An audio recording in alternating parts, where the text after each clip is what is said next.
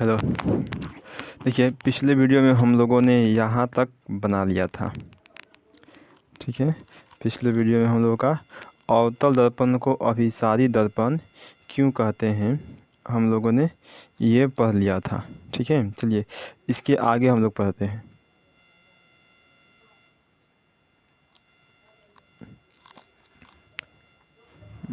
देखिए कहता कि उत्तल दर्पण को अपसारी दर्पण क्यों कहा जाता है। देखिए कहता कि उत्तल दर्पण के मुख्य अक्ष के समांतर आती प्रकाश की किरणें परावर्तन के बाद एक बिंदु पर मिलती हुई प्रतीत होती है, इसलिए इसे अपसारी दर्पण कहा जाता है।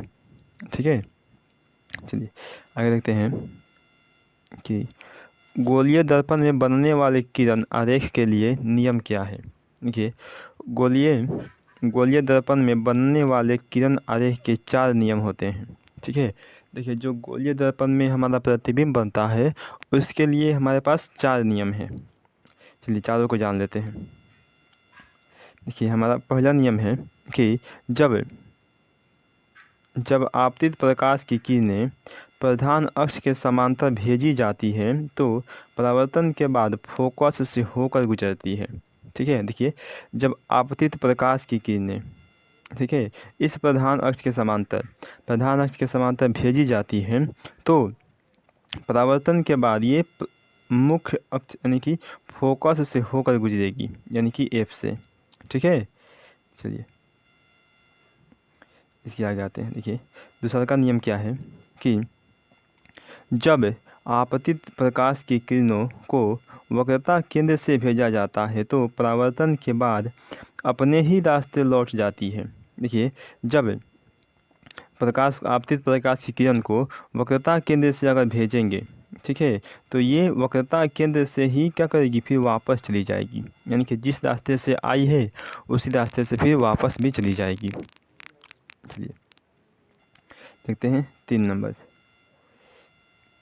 तीसरा क्या है कि जब आपतित प्रकाश की किरणों को फोकस से भेजा जाता है तो परावर्तन के बाद प्रधान अक्ष के समांतर हो जाती है। देखिए जब प्रकाश की किरण को हम लोग फोकस से भेजेंगे, ठीक है, तो यह परावर्तन के बाद इस प्रधान अक्ष के समांतर हो जाएगी। ठीक है, ये हमारा प्रधान अक्ष है, इस प्रधान अक्ष के समांतर यानी कि सामने सामने हो जाएगी। देखिए 4 नंबर, देखिए जब प्रकाश की किरणों को ध्रुव से भेजा जाता है तो आपतन कोण परावर्तन कोण के बराबर होता है, इसमें अभिलंब का कार्य प्रधान अक्ष करता है। देखिए जब प्रकाश की किरणों को ध्रुव से भेजेंगे, ठीक है, यहाँ से ध्रुव से, ठीक है, तो ये आपतन कोण, देखिए ये आपतित किरण है और यहाँ पर बनेगा हमारा आपतन कोण। ठीक है, और यह परावर्तित किरण है, यहाँ बनेगा हमारा परावर्तन कोण। ठीक है, इसमें जो अभिलंब होता है उसमें अभिलंब का कार्य ये प्रधान अक्ष कर देती है। चलिए आगे देखते हैं। देखिए आगे है कि ये हमारा क्वेश्चन बहुत ही इम्पोर्टेंट है, VVI क्वेश्चन। ठीक है, इसे याद कर लीजिएगा आप लोग हर हाल में। कहता है कि अवतल दर्पण और उत्तल दर्पण में अंतर लिखें। देखिए पहले समझते हैं हम लोग उत्तल दर्पण। इसका फोकस धनात्मक होता है, ठीक है, और अवतल दर्पण में इसका फोकस ऋणात्मक होता है। ओके, इसका परावर्तक सतह उठा रहता है, इसका परावर्तक सतह अंदर की ओर दबा रहता है। इसमें केवल काल्पनिक प्रतिबिंब बनता है, इसमें वास्तविक एवं काल्पनिक दोनों प्रतिबिंब बनता है। देखिए 4 नंबर, इसमें बना प्रतिबिंब वस्तु के आकार से छोटा होता है, इसमें बने प्रतिबिंब बड़ा छोटा या बराबर होता है। ठीक है, इसमें देखिए इसे अपसारी दर्पण भी कहते हैं और इसे अभिसारी दर्पण भी कहते हैं। ठीक है, यानी कि आपका 5 गो अंतर है, इन 5 अंतर को आप लोग याद कर लीजिएगा सही सही। चलिए आगे देखते हैं। कहता है कि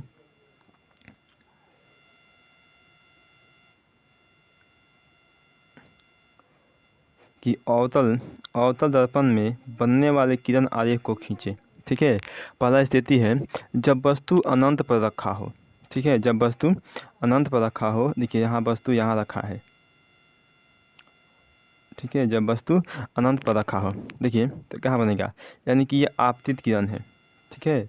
यह प्रधान अक्ष के समांतर आ रही है, तो प्रधान अक्ष के समांतर आती हुई किरण फोकस से गुजर जाती है, ठीक है। एक इधर से और एक इधर से, दोनों के दोनों यहाँ फोकस पर मिल गई, ठीक है। तो प्रतिबिंब जो है वो हमारा फोकस पर ही बनेगा, ठीक है। देखिए और कैसा बनेगा, वास्तविक बनेगा, यानी कि प्रतिबिंब हमारा वास्तविक बनेगा, उल्टा बनेगा, वस्तु से बहुत छोटा बनेगा और फोकस पर बनेगा, ठीक है। यह इतना छोटा बन रहा है कि हमें दिखाई नहीं दे रहा है। आगे देखिए 2 नंबर, जब वस्तु अनंत और वक्रता केंद्र के बीच हो, ठीक है। जब वस्तु को, ये रहा हमारा अनंत और ये रहा हमारा वक्रता केंद्र, ठीक है। इसके बीच में अगर यहाँ पर कोई वस्तु हो, ठीक है, वस्तु हो, तो देखिए ये आपतित किरण, ठीक है, ये प्रधान अक्ष के समांतर आ रही है, परावर्तन के बाद ये हमारा फोकस से गुजर गई, और दूसरा का ये वक्रता केंद्र के समांतर आ रही है, परावर्तन के बाद ये फिर अपनी ही जगह से वापस चली जाएगी, ठीक है। तो यहाँ देखिए, यहाँ जो मिल रहा है, यहाँ पर हमारा मिल रहा है, यही बनेगा हमारा प्रतिबिंब। कैसा बन रहा है, उल्टा बन रहा है, वस्तु के आकार से छोटा बन रहा है। वही लिख देंगे हम लोग कि प्रतिबिंब का स्थिति C और F के बीच में है, ठीक है। ध्यान देखिए C और F के बीच में है, और प्रकृति कैसी है, वास्तविक और उल्टा। वास्तविक प्रतिबिंब है लेकिन उल्टा है, आकार है वस्तु से छोटा, ठीक है। चलिए आगे देखते हैं। देखिए जब वस्तु दर्पण के वक्रता केंद्र पर रखी हो, ठीक है। जब वस्तु दर्पण के वक्रता केंद्र पर रखी हो, देखिए यहाँ पर वक्रता केंद्र पर, ठीक है, ये हमारा प्रधान अक्ष के समांतर आपतित किरण है, परावर्तन के बाद फोकस से गुजर गई, और दूसरी ये फोकस पर आपतित किरण है, परावर्तन के बाद प्रधान अक्ष के समांतर गुजर गई, ठीक है। तो यहाँ देखिए, यहाँ मिल रहा है, यहाँ जो मिलेगा यही हमारा बनेगा प्रतिबिंब, ठीक है। ये प्रतिबिंब बन रहा है। ये देखिए जितना बड़ा वस्तु है उतना ही बड़ा प्रतिबिंब बन रहा है, लेकिन ये वस्तु सीधा है और प्रतिबिंब जो बन रहा है वो उल्टा बन रहा है। देखिए तो लिख देंगे कि प्रतिबिंब का जो स्थिति है वो वक्रता केंद्र पर बनेगा, प्रतिबिंब जो है वास्तविक और उल्टा बनेगा, और प्रतिबिंब का जो आकार है वस्तु के आकार के बराबर होगा, ठीक है। चलिए आगे देखते हैं 4 नंबर, जब वस्तु दर्पण के वक्रता केंद्र और फोकस के बीच में रखी हो, ठीक है। देखिए क्या होगा कि जब वस्तु दर्पण के वक्रता केंद्र और फोकस के बीच में रखी हो, देखिए तो पहला किरण यहाँ से, ठीक है, प्रधान अक्ष के समांतर आपतित किरणें परावर्तन के बाद पहुँच गई, ये हमारा फोकस से गुजर गई, और दूसरी किरणें फोकस से भेज रहे हैं, तो परावर्तन के बाद ये प्रधान अक्ष के समांतर गुजर गई, ठीक है। यहाँ पर ये जो मिल रहा है यहीं प्रतिबिंब बनेगा। देखिए ये वस्तु इतना छोटा है और प्रतिबिंब इतना बड़ा बन रहा है, ठीक है, यानी कि प्रतिबिंब जो बन रहा है वह वस्तु के आकार से बड़ा बन रहा है और उल्टा बन रहा है, ठीक है।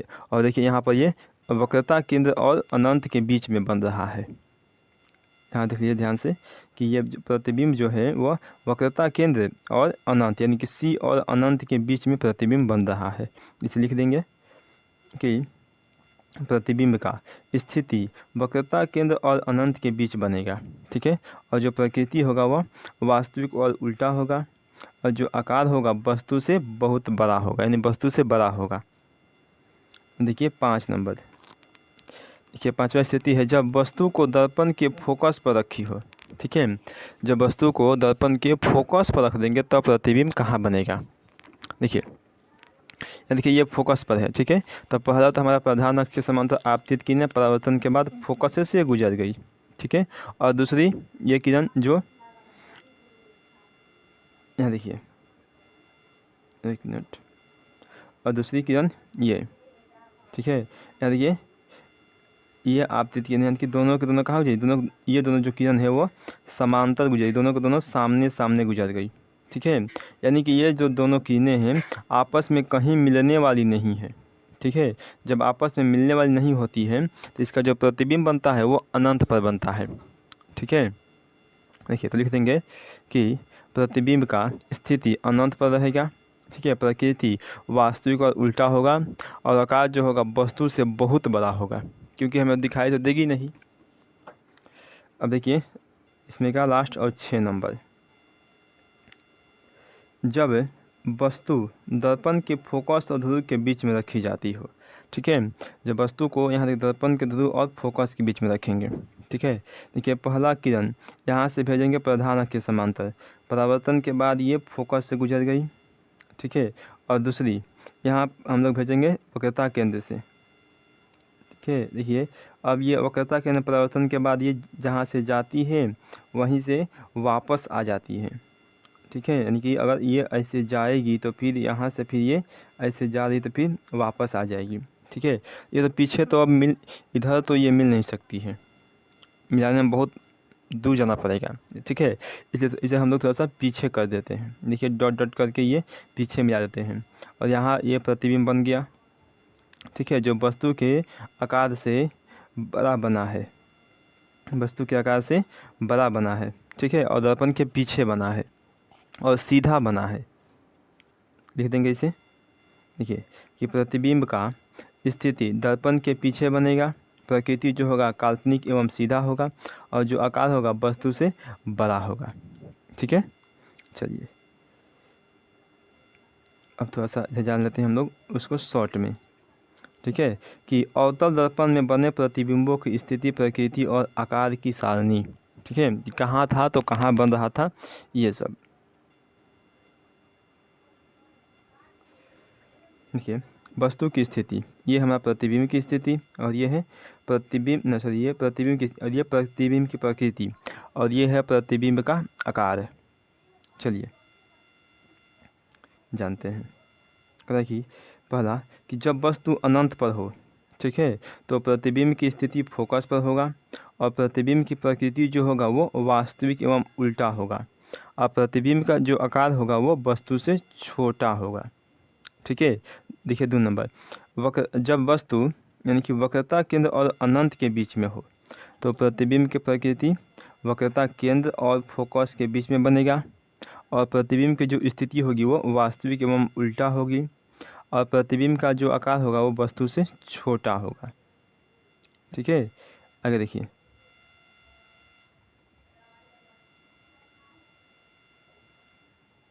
तीन नंबर, जब वस्तु की स्थिति वक्रता केंद्र पर हो। ठीक है, तो ये हमारा जो प्रतिबिंब बनेगा वो वक्रता केंद्र पर ही बनेगा और जो स्थिति होगा वो वास्तविक एवं उल्टा ही होगा और जो आकार होगा वो वस्तु के बराबर होगा। ठीक है, आगे देखिए 4 नंबर, जब वस्तु वक्रता केंद्र और फोकस में के बीच में हो तो ये वक्रता केंद्र और अनंत के बीच में बनेगा, वास्तविक और उल्टा बनेगा, वस्तु से बड़ा बनेगा। ठीक है, देखिए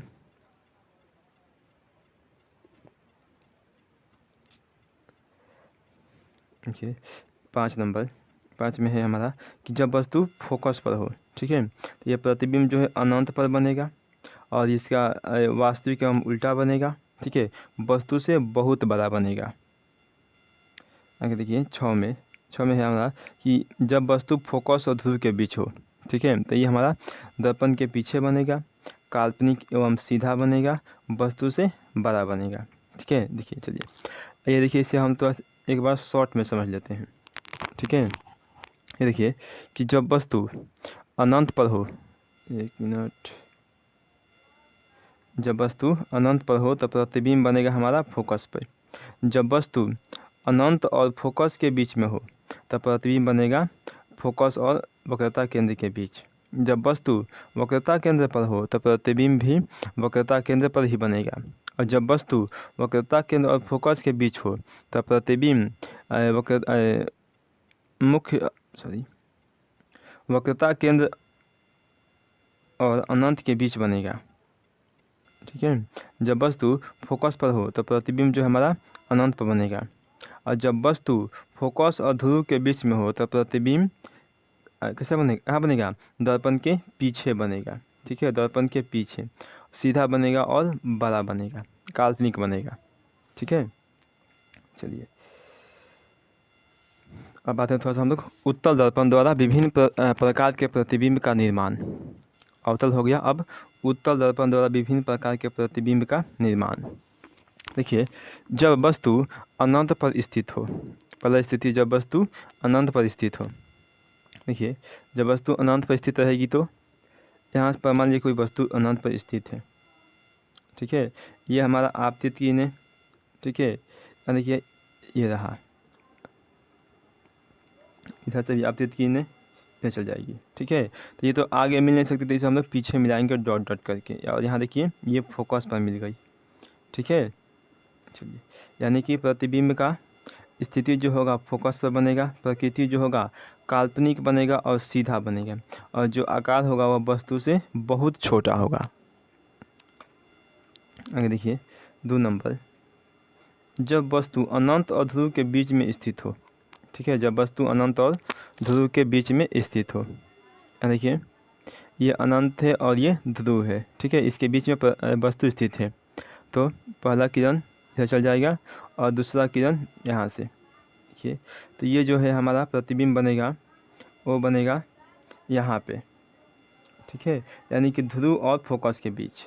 ठीक है, लिख देंगे कि प्रतिबिंब का स्थिति ध्रुव और फोकस के बीच यानी दर्पण के पीछे बनेगा। प्रकृति जो होगा वो काल्पनिक होगा और सीधा होगा, आकार जो होगा वो वस्तु से छोटा होगा। ठीक है, चलिए आगे चलते हैं। नोट में एक बात समझेंगे, कहा कि उत्तल दर्पण में वस्तु के किसी भी स्थान के लिए काल्पनिक सीधा तथा छोटा प्रतिबिंब बनता है। ठीक है, याद रखेंगे कि उत्तल दर्पण में वस्तु के चाहे कहीं भी रहे वस्तु, उसका जो प्रतिबिंब बनेगा वो काल्पनिक बनेगा, सीधा बनेगा तथा छोटा ही बनेगा। ठीक है, इसे याद रखिएगा हर हाल में इस बात को। आगे देखिए, उत्तल दर्पण द्वारा बने प्रतिबिंब की स्थिति। ठीक है, अवतल दर्पण जैसे देखे थे वैसे समझेंगे उत्तल दर्पण है कि वस्तु की स्थिति, प्रतिबिंब की स्थिति एवं प्रतिबिंब की प्रकृति, प्रतिबिंब का आकार। देखिए, पहला है अगर अनंत पर रहेगी तो जो वस्तु की स्थिति है वो फोकस पर बनेगा यानी कि दर्पण के पीछे, और ये काल्पनिक एवं सीधा बनेगा, वस्तु से बहुत छोटा बनेगा। दूसरा का है अनंत और ध्रुव के बीच। ठीक है, तो ये प्रतिबिंब बनेगा हमारा ध्रुव और फोकस के बीच, काल्पनिक एवं सीधा बनेगा, वस्तु से छोटा बनेगा। ठीक है, चलिए अब आता है हम लोग थोड़ा सा उपयोग पढ़ेंगे। देखिए,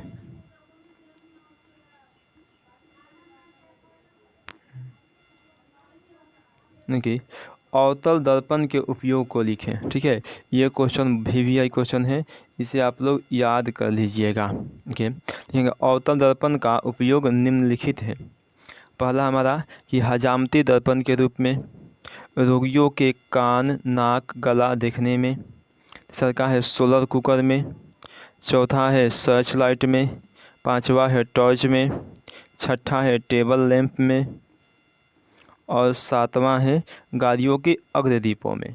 ठीक है, यानी कि इस सब में हमारा अवतल दर्पण का उपयोग होता है। चलिए अब समझते हैं हम लोग उत्तल दर्पण का उपयोग। ठीक है, उत्तल दर्पण के उपयोग को लिखें। यानी कि उत्तल दर्पण के उपयोग निम्नलिखित है।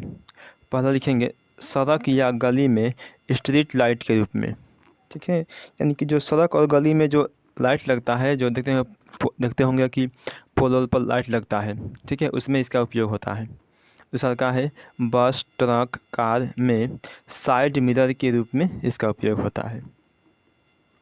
चलिए आगे देखेंगे क्वेश्चन कि अवतल दर्पण का उपयोग हजामती दर्पण या फिर दाढ़ी बनाने में किया जाता है, क्यों।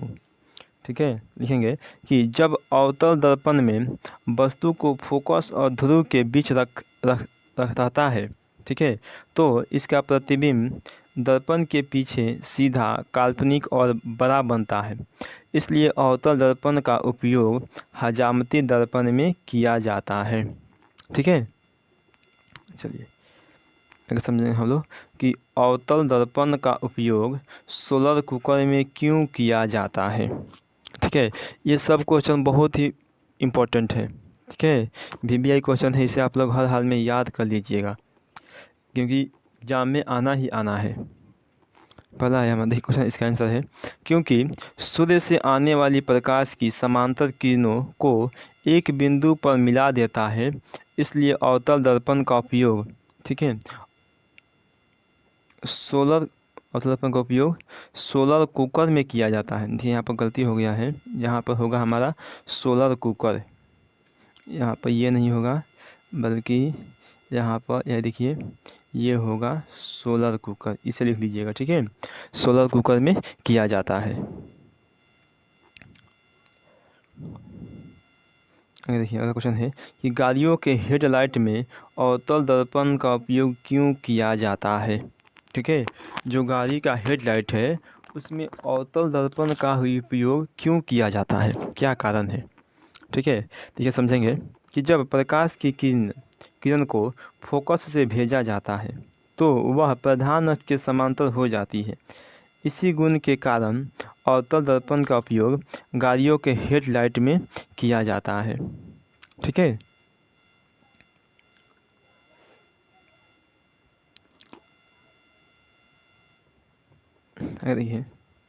देखिए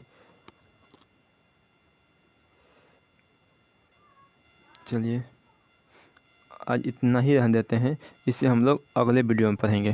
ठीक है, चलिए देखिए आप लोग प्लीज़ लाइक कर दीजिए और अगर आप चैनल पर नए हैं तो प्लीज़ मेरे चैनल को सब्सक्राइब कर दीजिए। ठीक है, ताकि आप लोगों को हर आने वाला नए वीडियो का नोटिफिकेशन आपको सबसे पहले मिल सके। ठीक है, तब तक के लिए